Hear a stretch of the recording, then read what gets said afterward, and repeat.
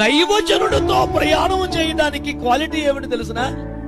అతన్ని చూడగలని హృదయంలో నాకు మేలు చేసే వ్యక్తి వచ్చాడు, నన్ను గద్దించే వ్యక్తి వచ్చాడు, నన్ను సరిచేసే వ్యక్తి వచ్చాడు, నన్ను శుద్ధీకరించే వ్యక్తి వచ్చాడు, నా పక్షంగా బలి అర్పణ చేసేవాడు వచ్చాడు, నాకు ముందుగా నడిచేవాడు వచ్చాడు, నన్ను సేవలో రేపేవాడు కూడా వచ్చాడు, నేను రక్షణ పొందవలసిన మార్గం నాకు బోధించడానికి వచ్చాడు.